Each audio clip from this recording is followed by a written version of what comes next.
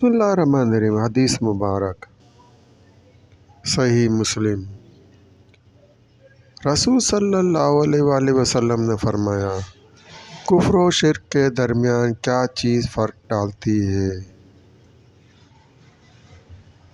حضرت جابر رضی اللہ تعالیٰ عنہ سے روایت ہے کہ میں نے رسول صلی اللہ علیہ وآلہ وسلم کو یہ فرماتے ہوئے سنا کہ انسان اور اس کے کفر و شرک کے درمیان نظر آنے والا فرق نماز چھوڑنے کا فرق ہے۔ صحیح مسلم۔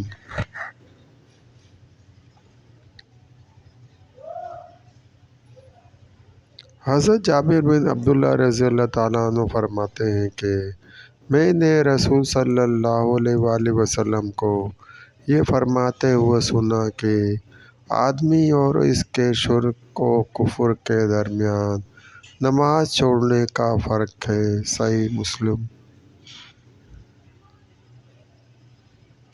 سب سے افضل عمل کون سا ہے؟ حضرت ابو ہریرہ رضی اللہ تعالیٰ عنہ سے روایت ہے کہ رسول صلی اللہ علیہ وآلہ وسلم سے پوچھا گیا کہ اعمال میں سب سے افضل عمل کون سا ہے، تو آپ صلی اللہ علیہ وآلہ وسلم نے فرمایا، اللہ تعالیٰ پر ایمان لانا۔ تو عرض کیا، پھر آپ صلی اللہ علیہ وآلہ وسلم نے فرمایا، اللہ کے راستے میں جہاد۔ پھر عرض کیا گیا، پھر؟ تو آپ صلی اللہ علیہ وآلہ وسلم نے فرمایا، حج مبرور، نیکیوں والا حج۔ صحیح مسلم۔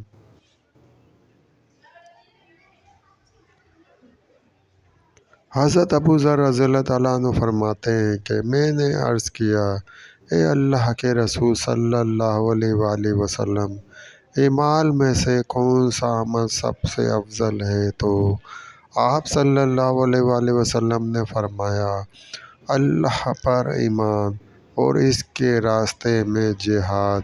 تو میں نے عرض کیا کہ کون سا غلام آزاد کرنا سب سے افضل ہے؟ تو آپ صلی اللہ علیہ وآلہ وسلم نے فرمایا، جو اس کے مالک کے نزدیک سب سے اچھا اور قیمتی ہو۔ تو میں نے عرض کیا کہ میں ایسا نہ کر سکوں؟ تو آپ صلی اللہ علیہ وآلہ وسلم نے فرمایا، کسی کے کام میں اس سے تعاون کرو یا کسی بے ہنر آدمی کے لیے کام کرو۔ تو میں نے عرض کیا کہ اگر میں ان میں سے بھی کوئی کام نہ کر سکوں؟ تو آپ صلی اللہ علیہ وآلہ وسلم نے فرمایا، لوگوں کو اپنے شر سے محفوظ رکھو، اس لیے کہ اس کی حیثیت تیری اپنی جان پر صدقے کی طرح ہوگی۔ صحیح مسلم۔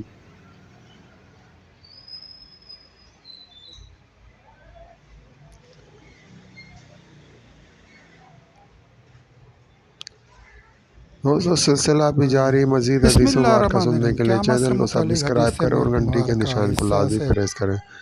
لائک کریں، شیئر کریں۔ دوستو، ویڈیو دیکھنے کا شکریہ۔